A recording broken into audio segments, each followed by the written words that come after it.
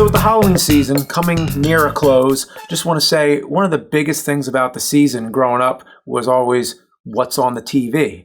Because as soon as the TV starts playing Halloween-themed stuff, that's what gets you excited and makes you realize it's that time of year. Mm-hmm. So let's talk about our favorite Halloween TV memories.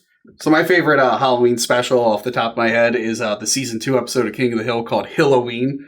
It's got Sally Field as a guest in it. She's a crazy lady who thinks Halloween is evil. So then she tries to ban Halloween in Arlen, Texas. And like Hank and Bobby are like really, really mad. And they try to mess with her at one point and they get caught. So she accuses them of being Satanist. And everyone's suddenly afraid to celebrate Halloween. So it ends with like Hank just so angry. And out of spite, he dresses like the devil and just runs down the street screaming, "Trick or treat! Trick or treat!" It's pretty funny. Mr. Lobo! Of course. It's Halloween. This is my favorite time of year. I thought I would come and talk to you about Halloween television. Our landlord, he's back, and he still has his sash. That's so you understand my authority over you, gentlemen. I don't want you to be too comfortable. Well, if we do this review, everything's cool then, right? Like we don't owe you the rent or anything? Oh, no. No, we're far from cool. But I love Halloween. So fair enough. We can just talk about Halloween, and I'll berate you for your rent after the show. And thanks for getting rid of Tony wherever he went. Don't worry about Tony. Where am I?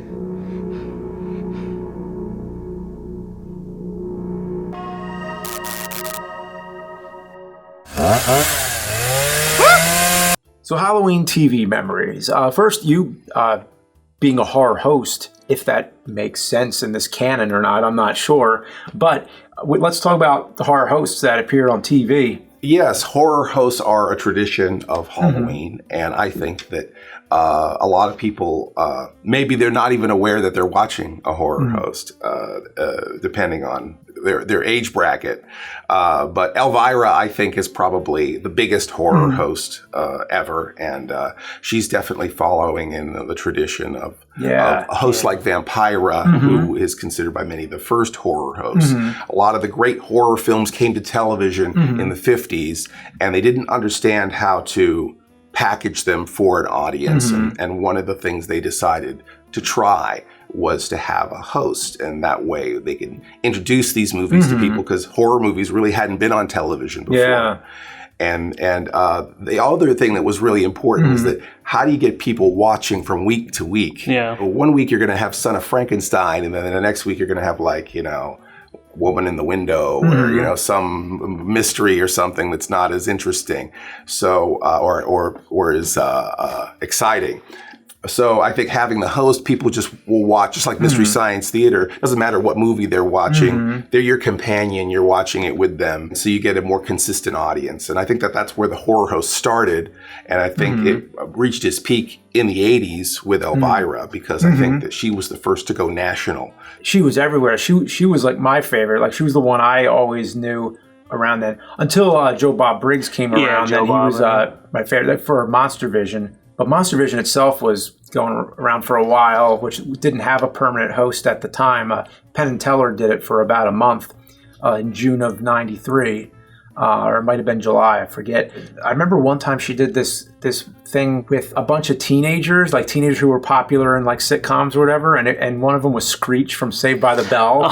And they were watching movies like The Wasp Woman and Day of the Triffids. Yeah. It was a TV special called Attack of the B Movies or something. Oh, and they're all B movies. Yeah, it's good. But it was basically just Elvira and these other stars, like teenage stars, sitting on the couch, and they were just like making bad jokes, about the movies. But yeah, that was something I remembered. Did you ever see Grandpa Munster on Turner doing the, I think, a Super Scary Saturday? Yeah. Where he'd host Godzilla movies as his Grandpa Munster character from the Munsters. Which is actually the first time I saw Son of Blob, which is also known as Beware the Blob.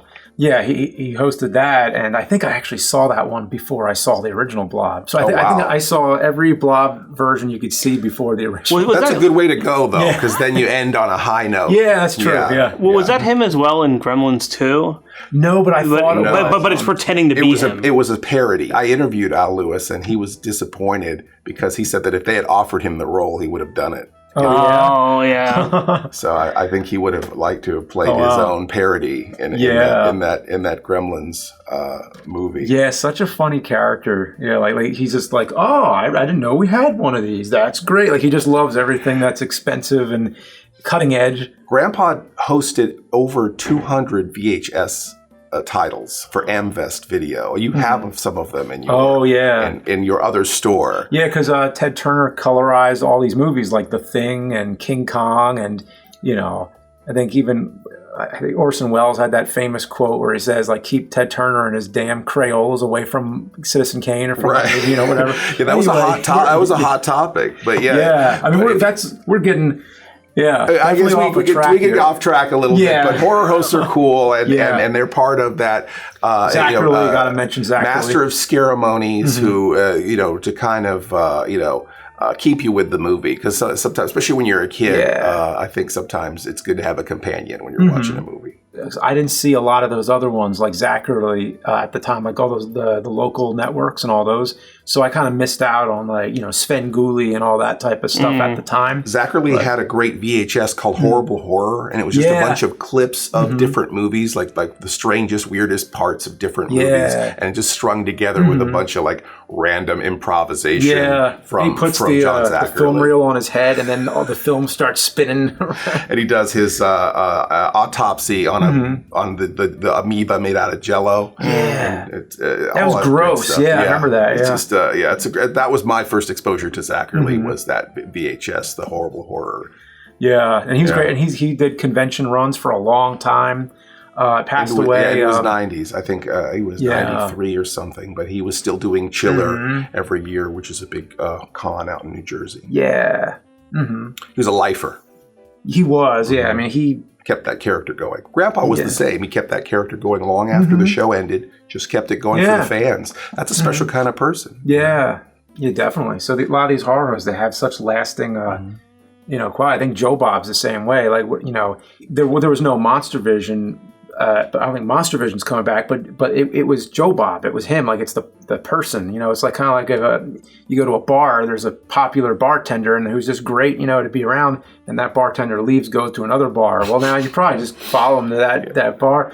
It's like he said on the show, he's like a locust. He comes out every. Like once in a while. Yeah, so he there's like Joe Bob's Drive, and it intersects with that, and it intersects with Monster Vision, and then it's The Last Drive-In, and it's like whatever the show's title, it's Joe Bob. He's always going to be talking movies, and he's your companion. And I used to just read his article. That was how I found Joe Bob. Is that the weekly paper would run his Joe Bob at the Drive-In article, and he would talk about how many boobs were in the movie, or how much blood was in the movie.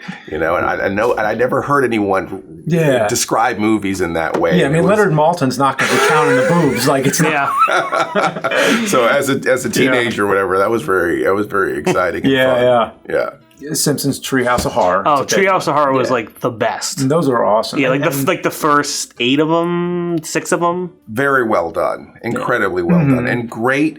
I think introductions. There's the parody, the things that they're parodying. Like if you've never seen the Twilight Zone episode with William Shatner and the Gremlin out on the wing, you've got Bart Simpson in his school bus with the Gremlin out on the That kind of introduced me to that stuff. And maybe you've never seen Clockwork Orange, but you've seen Bart Simpson as Alex DeLarge with the eyelash and everything. And so it's kind of an interesting subversion there, where they're kind of giving you a little education of some shock and some scary stuff. Yeah. And the adults are getting one level of the humor, and then the kids are just looking at it at face value. Yeah. And then they understand all those cultural references as they go down that dark path into all those great scary films. And they're great to marathon. I think they're on Hulu or whatever, but well, Disney Plus now. Oh, it's on Disney Plus now. Okay, yeah. I think at the time I watched them on Hulu, and I remember just marathoning all the Treehouse of Horrors, and it's a great experience.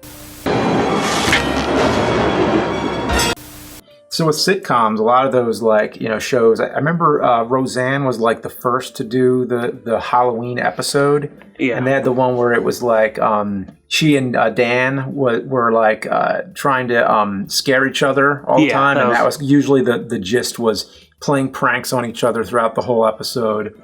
And then there would always be like a haunted house section in it where they would they make the horror. Yeah, that was amazing. And then that culminated, I think, with Home Improvement, because I remember when I saw the haunted house in Home Improvement where they just deck out their whole, like, it's like Tim's basement is like a haunted house, and the neighborhood kids come through, and I remember there's like, effects, there's lighting and there's fog, and it just looked so great.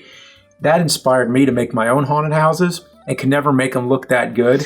But I didn't take into consideration that this was a TV show, and most people don't have Hollywood effects in their basement. Yes, they got whole set designers and stuff waiting in the wings to he's also work on it. Yeah, and of course Tim is also a handyman, so he probably built, although an inept handyman at times, but still he probably more power. Yeah, I mean, he probably had the money from his Tool Time show to be able to build all that type of stuff. So. He might have had a sponsorship with Binford Tools. Binford Tools, yes. But those were great. I love those. And both Roseanne and Home Improvement had the gag where you pull up the that dinner dome or whatever, and there's a head, Yeah, of course. So that was something. Classic. So a lot of those things just inspire you to be like, oh well, I could really. For my Halloween party, I'm going to make a gag or something. It always made me sad because, like, you'd see things like in Hocus Pocus or whatever. There's like just huge Halloween party in the town, and everyone goes, and everyone dresses up amazingly. Like, I'm Madonna, Great, yeah. But then in real life, you're like, here's some drinks and watch a horror movie, I guess. At best, I think I had dry ice, like in the punch or something, but it wasn't like. It was just like, all right, we got some popcorn. Here's some. You ever burn your mouth on a piece of dry ice? I haven't done it, but that's pretty awful. There was one Halloween show we did where I wanted to drink Reanimator fluid, and I broke up a couple of those what are the glow sticks into a thing. You don't know there's broken glass in the glow stick, because there's two chemicals that have to react with each other. When you snap that glow stick, there's just fragmented broken glass in there. So I'm like drinking this beaker full of glowing fluid, and then I'm like tasting like, oh man, there's glass in my mouth, and just spitting. Did you swallow it? No, luckily I didn't. I wasn't planning on swallowing it, luckily, because I figured it probably was toxic. Yeah, but I didn't really didn't think it all the way through. But I do think at Halloween time you're a little more daring, right? You kind of do just for the sake of the scare. You want to shock people and do things if you had your right head about you probably wouldn't do. Family Matters took a while before they started doing Halloween specials, because at first I think the earliest Halloween special that Family Matters did was they're at the bank and they're in their costumes for whatever reason. They're at the bank, and then a robber comes in as Abe Lincoln and robs the bank. And in that scene, Urkel, who's in a Superman costume, has this fantasy where he takes down the robber, and he's like in a Superman suit, and he's like saves the day. Right. I remember that. Yes. Yeah. Wow. And I guess Urkel's supposed to be a walk-on character. He was only supposed to be in that one episode, and then like they just like caught on like wildfire, and they wrote whole arcs. Of that show around Urkel. And Family Matters was still a good show even before Urkel. Even before Urkel came on. It's a spin-off of Perfect Strangers. Yeah. As Family Matters went on, the Halloween episodes started to get more and more over the top, and then they started doing the evil Urkel dummy, and those were funny. And then they introduced the next year an evil Carl dummy. So it was a Steve-ul and Carl's bad. And those were the dummies. Carl's bad. Very good. That's a horror host level pun. Yeah. So, I mean, those were funny. There was a Brady Bunch one I loved, which was actually... Vincent Price, is it that one? That's a different one. Oh, was Vincent Price on Brady Bunch? Well, there was a Brady Bunch one where they go to the island and there's like a curse and everything. And but that wasn't a Halloween thing, right? I it thought that wasn't was like a Halloween a TV thing, movie but I guess type that was episode. a TV movie type Which is episode. what the Very Brady sequel was pretty much ripping off in the 90s as well. Oh, right. The movies, And I'm sorry, so there was a Halloween episode? I think I may have missed the Halloween episode of Brady Bunch. It was in 1972, and it was called Fright Night was the name of the episode. And it was basically like, I think the boys and the girls are both having like a separate like slumber parties or whatever, and they're playing pranks on each other. And I remember one of the pranks was they take like a ghost, they make a sheet, ghost, and they like send it through like the window on a string or something. So they did a lot of those, that was like early before. I think I do remember the thing of the ghost on the string. I just didn't realize that was a Halloween. Yeah, I don't remember that. Yeah, because I remember trying to do that. I had the alien doll, strung it out on a wire, and my friend's mom was like a heavy duty alcoholic. She'd come in at like 1 a.m. or whatever, and so we wanted to scare her really bad. And she was coming in from the bar, and boy, I had to go. It was one of those sleepovers that get cut short. It's like, okay, you're going home, and now I'm going to beat my child. Oh, yeah, it was bad. Oh, good times. Then there was the Halloween specials where it was just like a one-time thing. Like there was a Garfield. Oh, the Ghost Pirates, the Garfield one, the music in that. The Garfield one's probably one of the best animated ones I've ever seen. Yeah, there was a comic of it, which is like panel for panel, just like the thing. I don't remember which came first, but that was good. And of course, we got to state the obvious: Peanuts. The Peanuts, I mean, that's what I grew up with. Was it's Halloween? Charlie Brown. I'm trying to remember what the actual Great name Pumpkin. of it. The Great Pumpkin. It's the Great Pumpkin. They always have these kind of self-aware titles, right? It's the Great Pumpkin, Charlie Brown, something like that. And I always loved the fact that a lot of those Halloween specials were written in this cyclic manner, to where they're assuming they're going to be watched every year. So it's this open-end story where it's always like, okay, next year I'm going to find a more sincere pumpkin patch, and I'm going to sit in that pumpkin patch, and the Great Pumpkin's really going to come next year. And then as a kid, when you're watching it, you kind of psych yourself into believing that all of these same things are just sort of happening again. It's an interesting kind of way to write a story where everyone begins where it ends, and you can just watch it in a loop forever. Now, does Mad Monster Party count as a TV special? Was it made for TV? Yeah, it was made for TV. Then it does. I think that's great. Yeah, so, that's part of my Halloween, and that's an amazing. I think probably the proto Nightmare Before Christmas. Proto Monster Squad. And I don't know if people really understand like the effect of Mad Magazine as far as like on the culture, as far as bringing cynical humor to young people. But that was kind of a big thing where they were.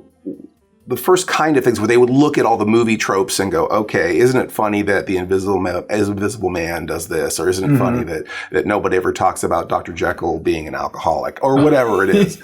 But they kind of took these kind of funny twists on all the monsters, and then that kind of cool thing of like, putting all the monsters together in one story where you've got a mummy and you've got a witch and you've got vampires and everything all together in a castle, and you kind of you get a lot of bang for your Halloween buck because you've got bats and monsters and on all the classic characters all happening at once. It really is like probably the first monster mash, because not even the classic Universal movies managed to fit in the Mummy and the Invisible Man in the same thing. They even got King Kong in it, which you think, how's that going to work? But King Kong appears, and there's my favorite part, I think, is there's a skeleton band playing, and I think that's something you see in like Corpse Bride and movies like that. But I think that was the first time I've seen a skeleton band. I feel like that wet seeded a lot of these stop motion films of, I would say, Nightmare Before Christmas going forward. I think all Paranorman and all the things that have come since. What is it, Coraline and Coraline? But we can all thank Mad Monster Party. Disney's Ichabod. It's not originally TV. It was theatrical, so that doesn't really count. But Disney's Ichabod would have been one of my. It definitely has a power that it didn't have in film because it was on that collection with like Mr. Toad, right? Yeah, exactly. Ichabod and Mr. Toad. Yeah. They had those 2 short films kind of sandwiched together. Both are great for Halloween. You got this crazy frog that wants to drive a car with all these really weird characters in there. And it goes to hell, I think, at the end of it, right? I mean, it's this really like bizarre story. And then you've got Ichabod, which to me is the definitive Sleepy Hollow story. It is, from Washington or Irving story done as a done in any way has been is because it's got all the things you think about, throwing the flaming pumpkin and all of the beautiful, colorful leaves like floating in the wind and everything. It's incredible. And it's got the moon with the clouds, and then you notice the clouds are in the shape of a hand, and it's so cool. Yeah, the animation was really good in that one. What's weird about Ichabod and Mr. Toad, or not Mr. Toad, but just Ichabod Crane, Ichabod or Sleepy Hollow, is that when I was a kid, I kind of put myself in the place of the Ichabod character. You know, I thought of that kind of as a Revenge of the Nerds kind of story, you know. This kind of goofy guy comes into town and, you know, he's a little smarter than everybody else. He's a little more refined. And then the Brom Bones is kind of the bully and he's sort of jealous and perhaps he's faking being the horseman to sort of chase him out of town. And I always kind of thought of Brom Bones as being the bad guy. Yeah, I have too. Though and he then wins. when I watch it as an adult, I think, no, they're really painting this nerd as being really of an ugly kind of person. Oh, that's right, because he's like stealing the kids' food and stuff like that. And Brom, you know, that is kind of Brom Bones' girlfriend that the guy's dancing with, and it's really weird because like as a kid, it's like I thought, oh, I hate you, Brom Bones. You're a bully. You're like those bullies who are taking my lunch money, and I don't like you. And looking at it now, it's like Ichabod's kind of a jerk. I mean, Brom Bones isn't trying to beat kids. Ichabod is though. He gets out like the ruler or whatever, like he's gonna like hit the kid, like when they're and then he sees in his lunchbox he's got food, and then he starts treating the kid nice. It's like, so it's really interesting, like say the way you perceive it as a kid and then perceiving it as an adult, getting a whole different story. So Ichabod is the gold standard to me. It's that and Charlie Brown, Great Pumpkin. Like those two I watch every October. Like I have to. My favorite probably special was the Halloween tree. Yeah, that's a good one too. It was a Ray Bradbury short story turned into a Cartoon Network special, and it has. I don't think I've seen this. Leonard Nimoy does voices for it. It has some amazing like parallax and like crazy animation, pumpkins in the tree. It really sets the season. I would definitely like. I don't want to spoil it too much because you should definitely watch it for the first time. But it's probably all on YouTube. But the Halloween tree is amazing. Yeah, really good animation, and it's one of those movies that just goes on my list. Definitely recommend it, and it's weird too. It's got kind of that weird like they kind of go back to like time. They go into time travel, and there's like origins of Halloween, and like and it's a little bit dark too because there's a kid in it who's like sick, and like I think he's like a ghost in one part. Yeah. Like he dies or something happens. Like I don't remember. Yeah, because it was like a Hanna-Barbera joint, so you know the animation's going to be good. And they actually cared about it. It's very weird and stylized for just a dinky Halloween special on Cartoon Network. But so if you want to wrap it up with commercials. Okay. All right. So Halloween commercials. I mean, there's just so many of them, but that was really when you knew it was Halloween because once the commercials would switch over and then it's like... a lot of them tend to be like either snacks or candy, but I remember, I think the one I've probably seen the most that just sticks out in memory is the one, it's Pepsi and Doritos, and it's the one where the Frankenstein monster is like picking up a Pepsi truck, and then he comes to the party with the Doritos, and Dracula answers the door, and he's like, "But no dip," and then the monster's like, and then he's like out on the street again. They used to play that one all the time. So I always loved seeing the Coors Light ads with Elvira when I was a kid. I mean, she'd be on the beach or whatever, and then there would be like, which of course, you know, why would she be on a beach? She doesn't want to get a tan or anything, you know. But they would have all the monsters on they would gags with all the monsters being on the beach. And, look, Frankie and Annette, and he's just making all these like jokes. And it was Frankenstein, and that was all those really great jokes. And, and all the candy commercials too. You know, I mean, did you have a favorite candy?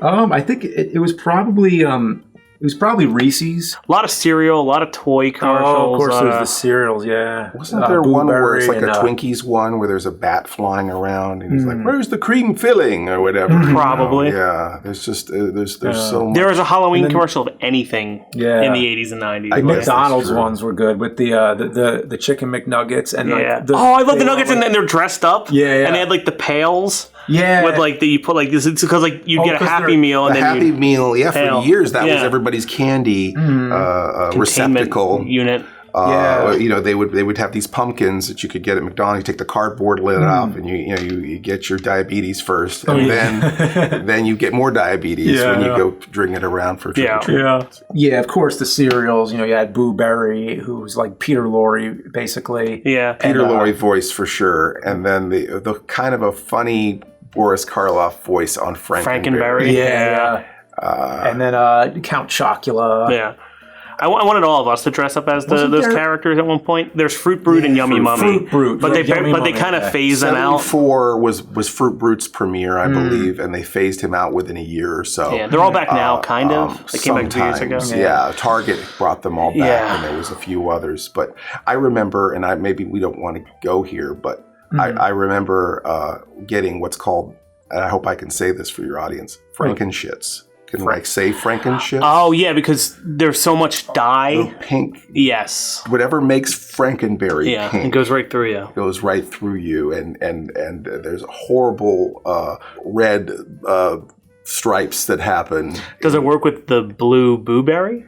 No, it seems like it's very specific. So it seems like you got to cut your Frankenberry with I Boo-Berry. liked Frankenberry best because I just was a Frankenstein kid, so I think I sort of favored Frankenberry just because. And I'm sorry to bring up Frankenshits. Where are the others? We got to get like Creature, make fake ones. Okay, I've got it. Oh, go for it. Yeah. All right. So first you got to have a Freddy Krueger, right?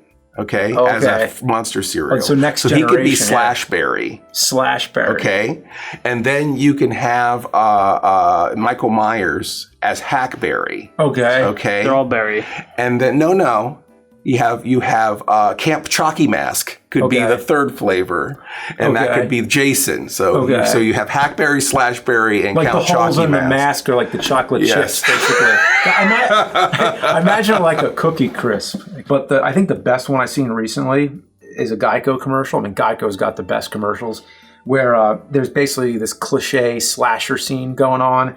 And then, like, these teenagers are running from the killer trying to hide somewhere. Like, oh, we should get in the car. No, let's go in the shed. And there's this shed with all these, like, murder weapons and stuff. Yes. And it goes, if you're in a horror movie, you make poor decisions. But if you want to save 15% or more on car insurance, you'll switch to Geico. Oh. That was great. I saw that. Yeah, and there's just like chainsaws and everything that could possibly free them or anything could fight back. And they're just kind of like hiding behind this rack of weapons waiting to get slaughtered by the And there's like a guy. hockey mask like killer who's got his mask up and he's just kind of like waiting to kill him. No, he's just exasperated at him. He's like, oh, what a bunch of morons. Yeah. I always like in the 80s and 90s they had a lot of like random party stores or whoever would do like local commercials or like, things on the news or whatever that you'd only see in like Philly or wherever you live and stuff like that. So thanks for joining us. Sure. The Rent. It's gentlemen, I'm getting a little impatient here. I got a lot of flack from your so-called fans saying I'm a mean landlord. I let you live in a space rent-free for a year, and then to punish you, I give you 2 more spaces. I think that makes me a pretty damn good landlord, wouldn't you think? Well, how about this? You can keep Tony wherever he is till the end of the month, and we get him back, and then that covers the rent. Is that fine? You can do whatever you want. All right, I'm going to do some horrible things to your friend. That's fine. That? Don't go too horrible. Well, no. Don't tell me what to do. Don't worry. You can go horrible. It's fine.